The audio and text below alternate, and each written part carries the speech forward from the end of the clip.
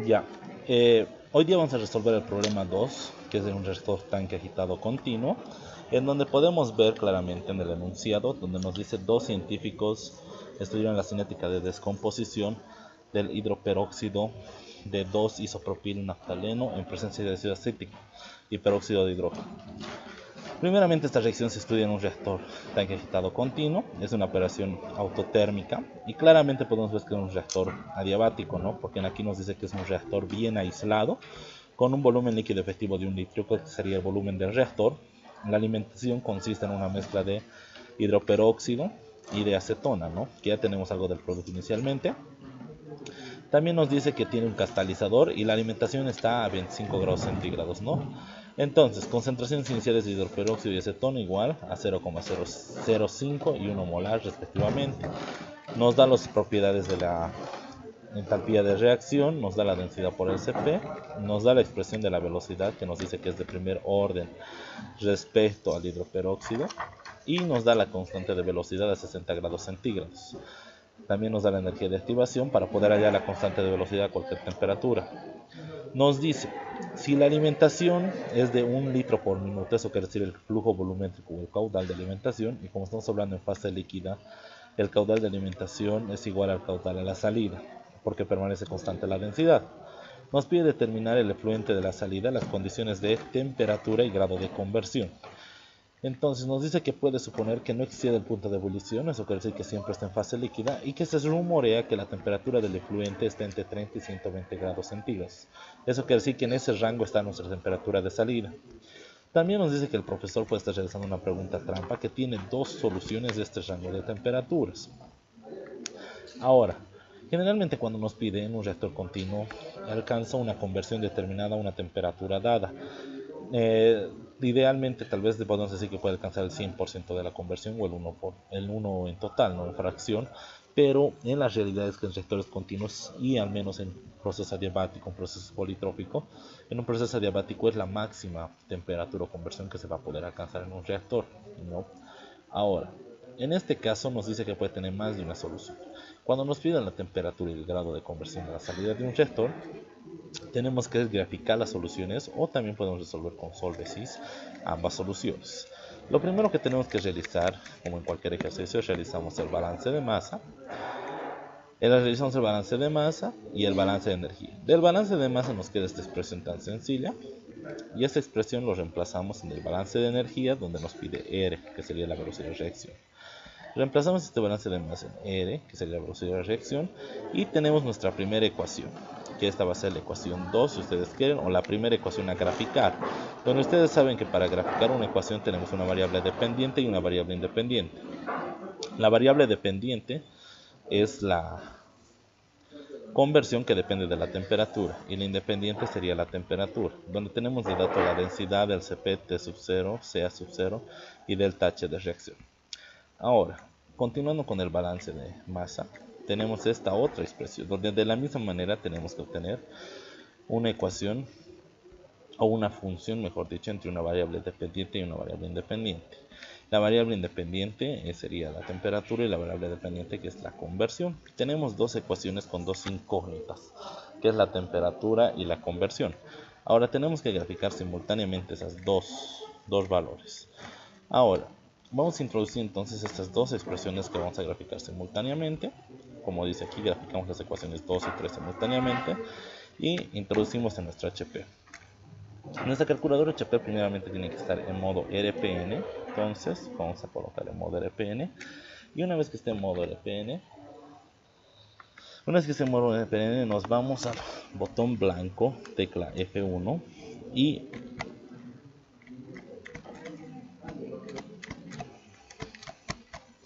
y nos va a aparecer esto, que sería función ploteo. En algunos casos les puede aparecer tal vez una tabla de datos. Eso es porque en esta parte de aquí nos salimos en botón blanco F2 3D, en donde ese tipo en algunos les va a aparecer lo que sería scatter. Entonces, si está nuestra variable como scatter, obviamente aquí aparece tabla de datos. Y si ustedes, digamos, se salen, nos salimos de aquí, volvemos a entrar a donde hemos hecho botón blanco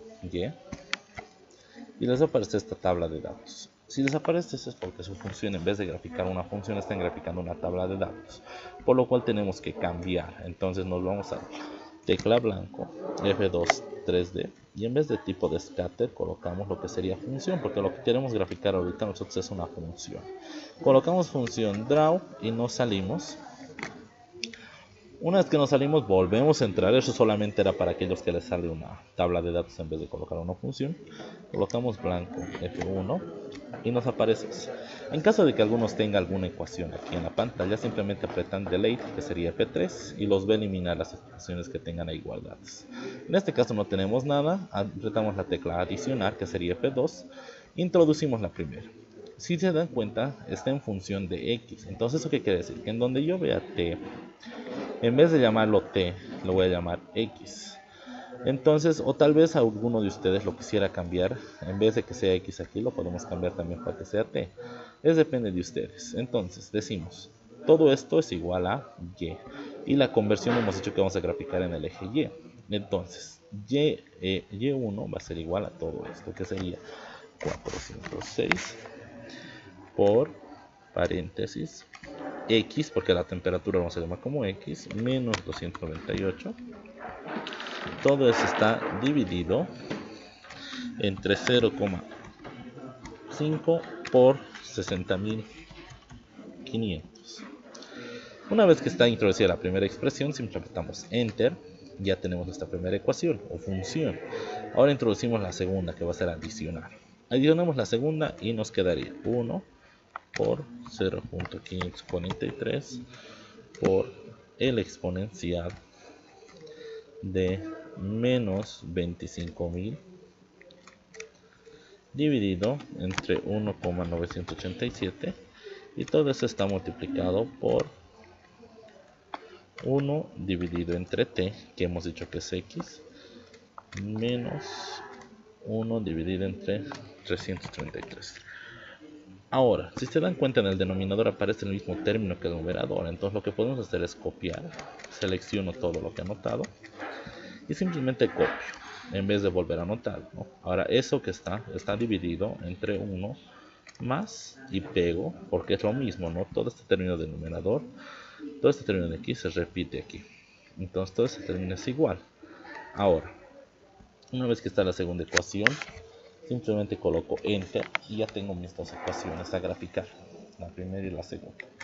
Ahora, para poder graficar tienen que darse ustedes un rango, porque para poder graficar pueden graficar desde 0 hasta 100 o desde ustedes saben qué valor, ¿no? Entonces ustedes tienen que darse un rango, un intervalo en el cual quieran graficar. Es por eso que ustedes van a entrar a donde dice Win, que sería botón blanco, F2, y les va a aparecer ventana de ploteo de función, donde les sale un rango, HView, que sería la horizontal, en el eje de la horizontal, y VView, que sería en la vertical. Entonces, en la horizontal primeramente, a nosotros nos da una temperatura. Nos dice el profesor que la solución va a estar entre 30 y 120 grados centígrados. Generalmente ustedes en el examen no van a tener, digamos, un rango que ustedes van a darse. Entonces lo que se hace es darse desde la temperatura de alimentación, que es 25 grados centígrados, pero como siempre se trabaja en Kelvin, sería 298, hasta le sumamos, si quieren, unos 200 o 300 grados más a esa temperatura, para ver si en ese rango va a estar. Entonces le sumamos 200 y va a ser 498. Tenemos esos dos. Ahora, estos en la coordenada en el vertical, porque tenemos que sacar un cuadro de ploteo del mismo tamaño. Entonces simplemente aplicamos auto y se va a ajustar a nuestros parámetros que nos hemos dado en la horizontal, ¿no? De 298 y 498, y nos vuelve a botar los resultados tanto en la vertical, esas coordenadas para esos puntos. Una vez que están esos dos, nos vamos al botón blanco F2, 2D, 3D,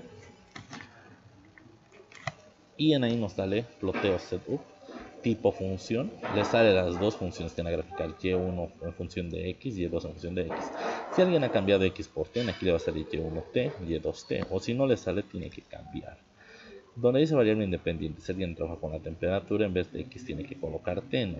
Ahí, editar. En este caso no, estamos trabajando con x. Ahora, tiene que estar tiqueado este de simultáneo, porque estamos graficando dos ecuaciones simultáneamente. No se está graficando una sola ecuación. Una vez que está etiquetado el simultáneo, primeramente apretamos Erase para borrar si es que hay alguna gráfica antes y directamente apretamos Draw. Cuando ustedes grafican les va a salir esta gráfica, al menos para este ejercicio, ¿no? Graficamos, nos salen dos ecuaciones. Si alguien quiere lo puede ampliar solamente esta sección. ¿Cómo ampliamos? En Zoom, que sería F1, buscamos lo que sería, con X buscamos Z Auto, que sería F6. Se nos ajusta, ¿no? Pero tal vez no como queremos. Entonces tenemos Z in y Z out. Con out se nos aleja. Entonces con in es el que se nos va a acercar. Y se nos acerca, solamente que se nos acerca o hemos acercado una sección que no estamos viendo los puntos de intersección, por lo cual directamente para volver atrás apretamos Z Auto y se va a ajustar a nuestra pantalla a nuestros valores que estaban, ¿no?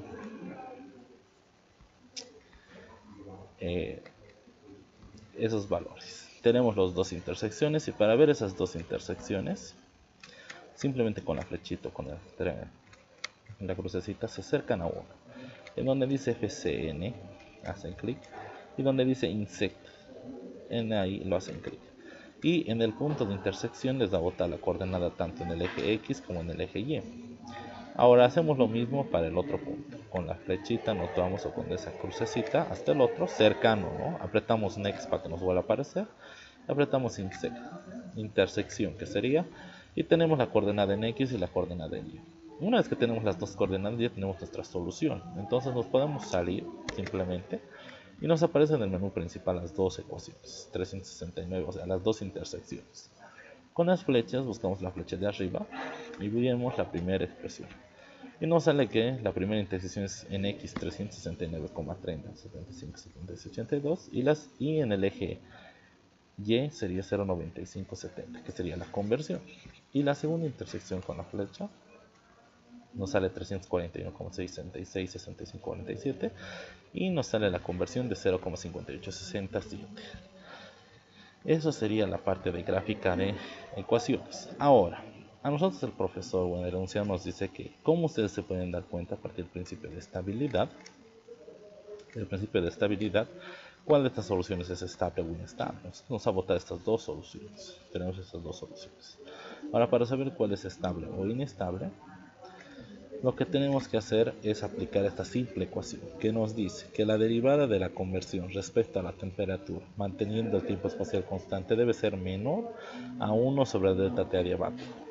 Ahora, 1 sobre el delta T adiabático lo sacan a partir de su balance de energía y les queda esta expresión.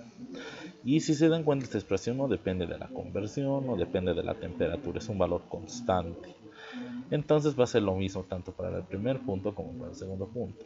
Ahora, la derivada de la conversión respecto a la temperatura es en base a esta expresión, porque tal vez alguno me dice, ¿por qué no derivo de mi balance de energía? Que este era su balance de energía. ¿Por qué no derivo este de mi balance de energía? Porque si ustedes derivan les va a quedar todo constante, entonces no van a tener nada que reemplazar y no es lo correcto, digamos. Entonces, de nuestro balance de masa, la ecuación que nos ha quedado, que es esta. Esta es la ecuación de balance de masa que está en función del este. Esa ecuación lo vamos a derivar. Entonces introducimos en nuestra calculadora y lo derivamos. Botón naranja, ecuación, y copian la ecuación totalmente el segmento que está igual a toda esta parte. Que sería, el tiempo espacial tenemos de dato que es igual a 1 por 0,543 por el exponencial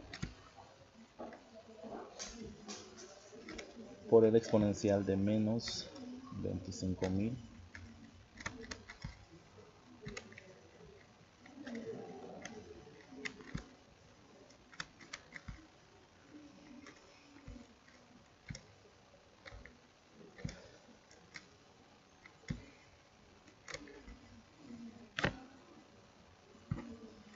Entonces ustedes van a copiar directamente, como este término se repite, lo vamos a copiar y todo ese término está dividido entre 1 más y lo pego.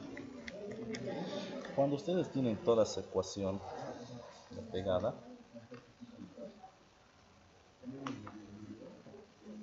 ya pegada, simplemente apretan Enter. Apretan Enter y se van a salir a la pantalla principal de ecuación. Ahora, para poder derivar esta expresión, simplemente ustedes primeramente entre comillas colocan respecto a que quieren derivar. Entonces queremos derivar respecto a la temperatura. Coloco T, coloco Enter. Ahora, para poder derivar me voy al botón blanco, tecla 4 y la primera opción que es integración y voy a la 2 que sería derivación. Cuando estoy en la 2 aprieto OK y directamente me lo deriva toda la expresión, donde con las flechas selecciono con la flecha de arriba, lo copio esa ecuación y me voy al botón naranja tecla 7, Solve Equation, y donde dice ecuación, en ahí es donde pego mi ecuación, el botón naranja, pegar, y toda esa expresión lo igualo. Esa expresión es igual a esta derivada, porque hemos derivado la conversión respecto a la temperatura, entonces igual a una derivada. Pero yo quiero saber cuánto vale esa derivada, entonces igual y digo igual a W o cualquier otra variable. Ahora me dice cuánto vale T, cuánto vale W, tenemos dos variables. Entonces yo digo W es lo que yo quiero, porque quiero saber cuánto vale la derivada. Entonces yo me doy la temperatura. Hallo primero para la primera temperatura, voy a poner el punto de intersección que es 341,3654,70,52. Enter. Y en W coloco Solve y me bota la respuesta. O sea, ¿cuánto es esta derivada de la temperatura, manteniendo el punto C constante? Es igual a 2,61465 por 10 a la menos 2. 2,66415 por 10 a la menos 2. Ya tengo esa derivada. Ahora, lo que tengo que hacer es verificar esta condición, que si esta derivada es menor a este de 1 sobre el catedrático, es estable. Entonces, si me fijo, el primero es mayor que este valor, por lo tanto es inestable, y el segundo es menor que este, por lo tanto es estable. Esa es una forma de comparar, para ver ecuaciones de estabilidad, aunque según un criterio directamente que ustedes pueden utilizar es a partir de la gráfica. Primeramente, un punto de inflexión en esta parte de aquí donde se dobla la curva no va a ser un punto estable, entonces eso ya se por descartar directamente que sería inestable. Este punto de aquí, alcanzado una mayor conversión, va a ser el más estable, ¿ya? En caso de que tenga más de 2 o 3 soluciones, tuvieran que verificar, aunque tal vez el tiempo no les va a dar para hacer la verificación, y directamente de su gráfico ustedes pueden decir cuál es su posible solución.